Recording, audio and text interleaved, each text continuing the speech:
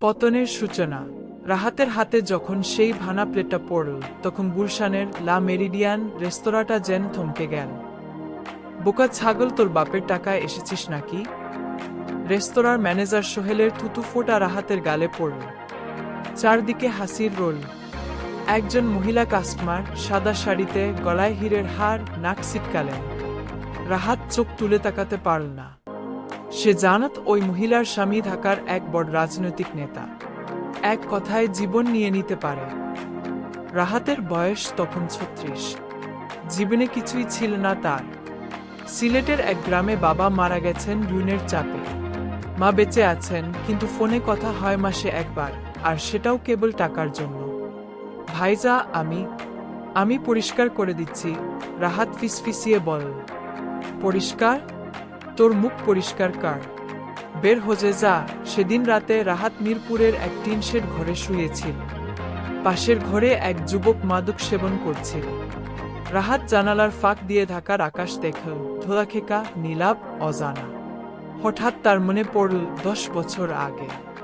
সে তখন ঢাকা বিশ্ববিদ্যালয়ের ছাত্র, ইংরেজি সাহিত্যে অনার্স।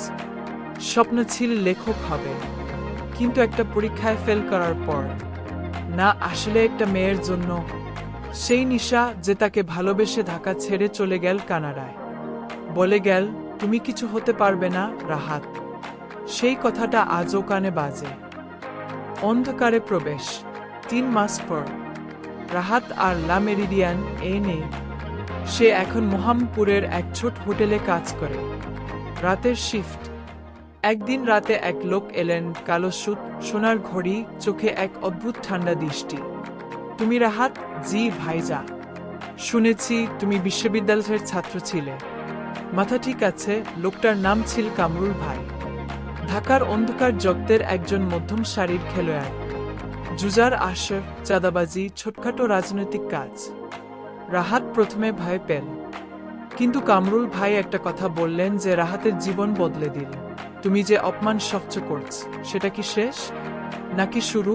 রাহাত চুপ। কামরুল ভাই হাসলেন।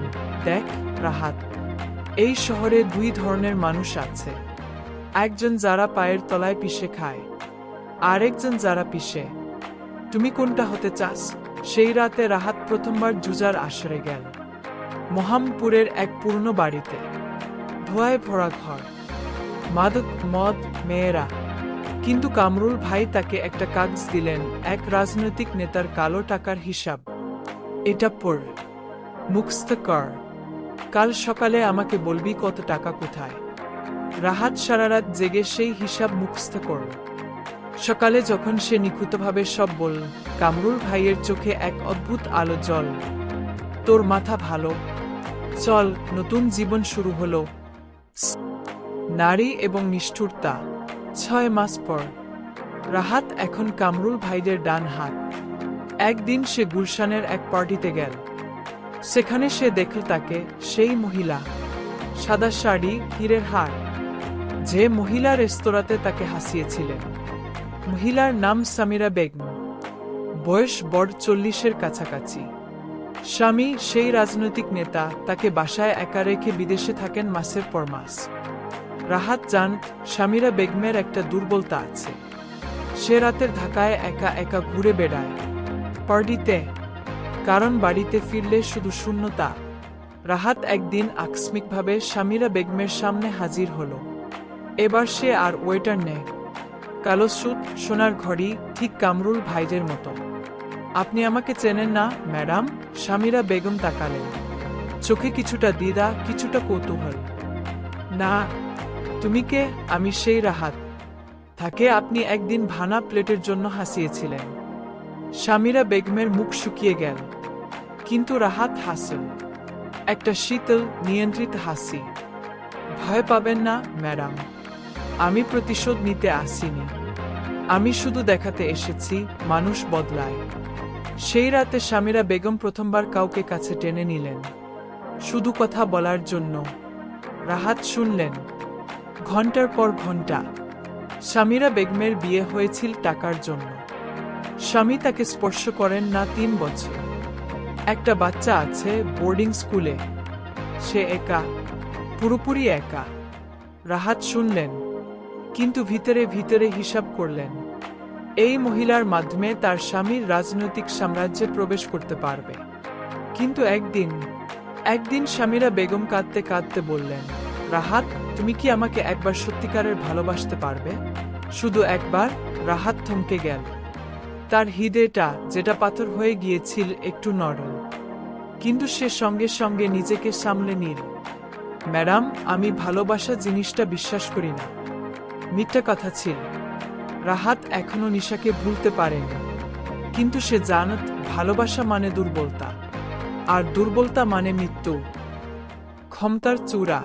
2 বছর পর রাহাত এখন ঢাকার অন্ধকার জগতের একছত্র অধিপতি।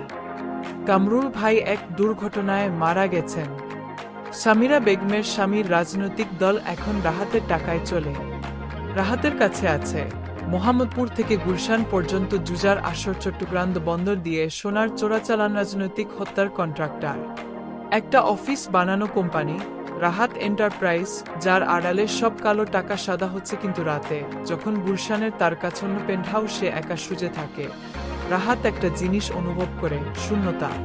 পুরোপুরি নিঃশব্দ শূন্যতা। সেই শূন্যতা পূরণ করতে সে নারীদের কাছে যায়, কিন্তু কাউকে কাছে টেনে নিতে পারে না। কারণ সে জানে সবাই তাকে ভয় করে, ভালোবাসে না। একদিন রাতে রাহাত তার পুরনো বাড়িতে গেল, মিরপুরের সেই টিন শেড। সেখানে এখন এক যুবক থাকে, যে রাহাতের মতোই ভানা স্বপ্ন নিয়ে ঢাকায় এসেছে। ভাইজা, আপনি কে? যুবকটি জিজ্ঞেস করল। রাহাত উত্তর দিল না। সে শুধু জানালার ফাঁক দিয়ে ঢাকার আকাশ দেখল, ধোঁয়াখেকা, নীলাভ, অজানা। ঠিক সেই আকাশ যেটা 10 বছর আগে দেখত। হঠাৎ তার মনে পড়ল সামিরা বেগমের কথা। তুমি কি আমাকে একবার সত্যিকারের ভালোবাসতে পারবে? রাহাত বুঝতে পারল, সে সবাইকে ধ্বংস করেছে, কিন্তু নিজেকে ধ্বংস করেছে সবচেয়ে বেশি। সে একটা সাম্রাজ্য বানিয়েছে, কিন্তু সেই সাম্রাজ্যে কোনো মানুষ নেই, শুধু পাথরের মূর্তি আর কাগজের টাকা। শেষ প্রতিশোধ।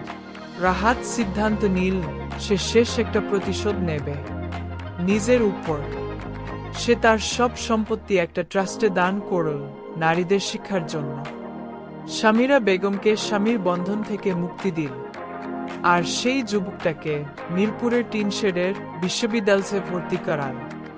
কিন্তু রাহাত নিজে পালিয়ে গেল না। সে জানত তার শত্রুরা তাকে খুঁজবে, আর সে চায় একটা শেষ দেখা। সেই দিনটি এল এক বর্ষার রাতে। রাহাত একা দাঁড়িয়েছিল গুলশানের সেই রেস্তোরাঁর সামনে, লা মেরিডিয়ান, যেখানে সব শুরু হয়েছিল। একটা গাড়ি এলো, 4 জন লোক নামল, হাতে অস্ত্র। রাহাত হাসল। এবার সে সত্যিকারের হাসল, যেভাবে একজন মুক্ত মানুষ হাসে। তোরা এসেছিস? ভালো, আমি অপেক্ষা করছিলাম। গুলির শব্দ হলো। রাহাত পড়ল, কিন্তু তার চোখে ছিল না ভয়, ছিল একটা প্রশ্ন, যেটা সে নিজেকে করেছিল, যদি সেই দিন কেউ একটু ভালোবাসতো, তাহলে কি আমি অন্য কেউ হতে পারতাম? ফারিয়ার কথা। ফারিয়া ঢাকার এক কর্পোরেট কোম্পানির মার্কেটিং ম্যানেজার, 36 বছরের বিবাহিত নারী। এই গল্পটা পড়লেন এক রাতে। স্বামী ঘুমাচ্ছেন পাশের ঘরে, তিনি জেগে আছেন।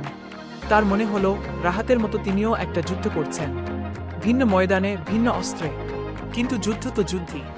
তিনি তার ফোনে একটা মেসেজ লিখলেন, একজন লিসেনার কে, আজ একটা গল্প পড়লাম, মনে হলো আমরা সবাই একটা না একটা প্রতিশোধ নিচ্ছি, কিন্তু শেষে কি সত্যিই শান্তি পাই? শেষ। লেখক এএন। আপনার জীবনে কি কোনো রাহাত আছে, যাকে আপনি একদিন ভুলতে পারবেন বলে ভেবেছিলেন, কিন্তু আজও তিনি আপনার মনের কোনো এক কোণে বসবাস করেন? নাকি আপনি নিজেই রাহাত, যে প্রতিশোধ নিয়ে এগিয়ে চলেছেন, কিন্তু ভিতরে ভিতরে কাঁদছেন?